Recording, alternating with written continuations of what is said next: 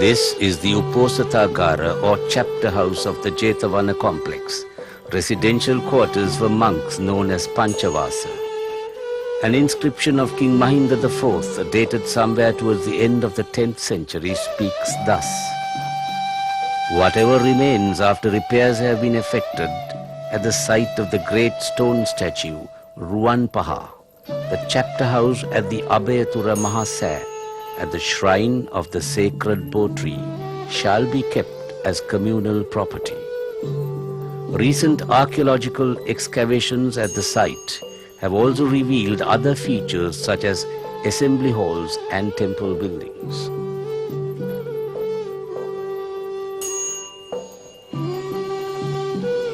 At the entrance to the residential quarters of the chief priest is a guard stone. S.M. Burrows, in his archaeological report in the late 19th century, states, "The door guardian stones, standing over 5 feet high, is unrivaled in excellence of preservation and delicacy of finish."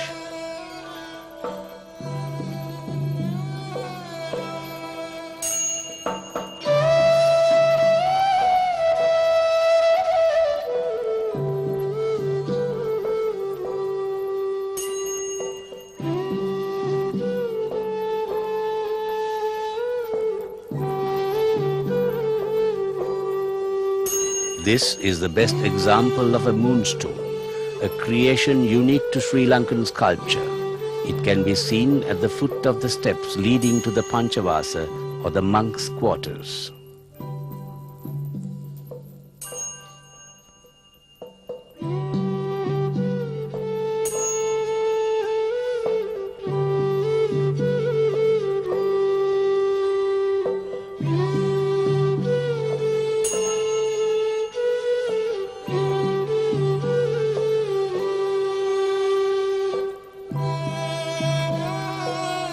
This is a kind of stupa rare in Sri Lanka, with steps leading to the upper stories, and reflects strong and mystic Mahayanic influences.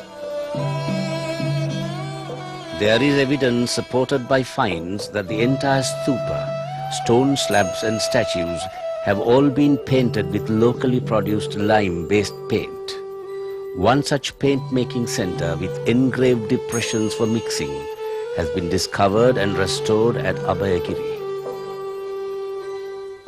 The Sannipata Sala or assembly hall for monks facing the Abhayagiri Dagapa is the largest of its kind in Anuradhapura and may have accommodated a congregation of over 5,000.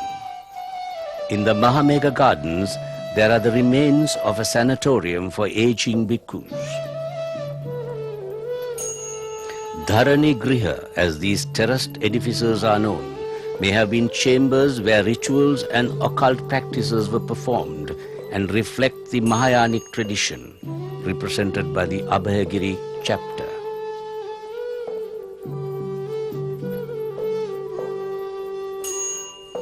Abhisheka Mandapa, the ceremonial anointing hall.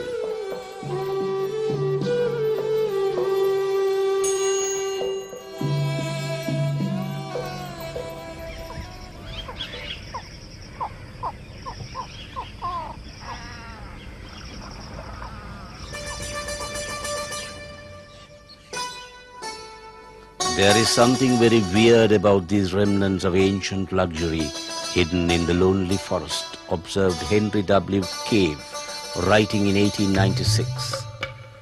"There are so many," he continued, "and they vary so much in architectural treatment that they must have added greatly to the aspect of the city.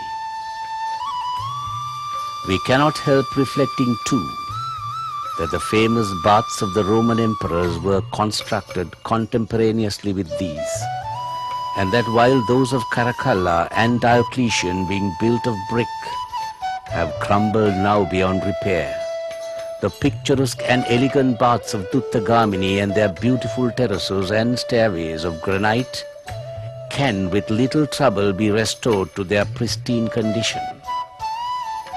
Cave was unaware that these elegant baths were built almost exclusively for the use of Buddhist monks in a city wholly dedicated to a faith whose goal is nirvana.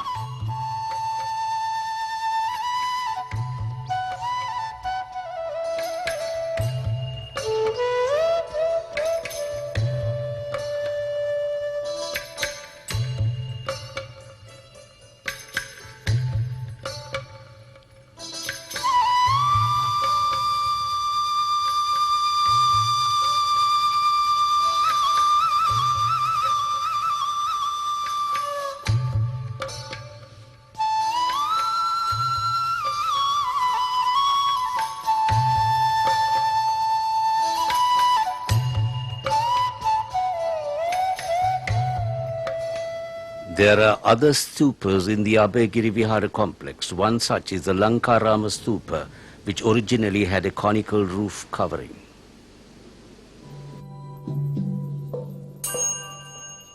The community of monks had enormously increased with the popularity of the new religion, and Duttagamini made their welfare his chiefest care, erecting the Loha Pasada, known as the Brazen Palace, for their accommodation. In the words of the great chronicle Mahavamsa, in this palace there were 1,000 dormitories, having windows with ornaments which are bright as eyes. Ruan Valley Saya, the gold dust Dagaba with its purity of line and contours of classical spareness, symbolizes the spirit of Anuradhapura, one of the most beautiful chapters in the history of mankind's quest for peace and harmony on earth. To the southeast of Anuradhapura is this hill rising from a range bursting out of the plain from practically sea level.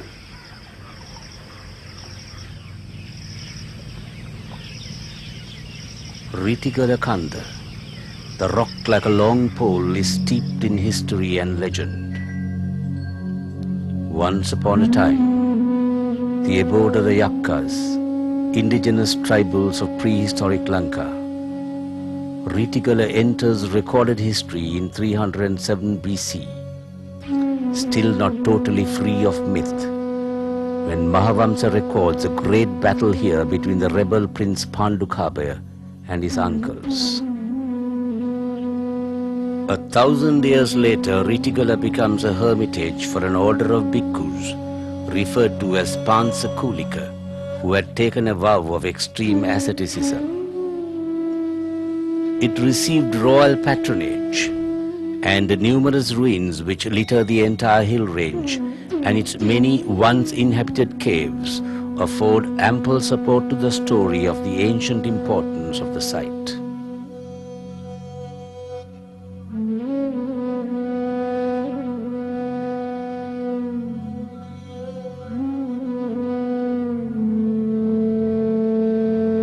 For many years, Ritigala lay wrapped in a taboo that no mortal should step within its dark and mysterious precincts, because the spirits of the now vanished Yakka tribe protected their ancestral abode from intruders. James Mantle, a British surveyor, broke the taboo and entered Ritigala somewhere between 11th of May and 10th of July 1872. For the British civil servants of the 19th century, stationed in the harsh and unhealthy climate of the north-central province of Sri Lanka, Ritigala offered the tantalizing promise of a sanctuary. Within a few hours, one gets away from the hot and sultry plains to pure and invigorating air with heavy mists, even in the hottest time of the year.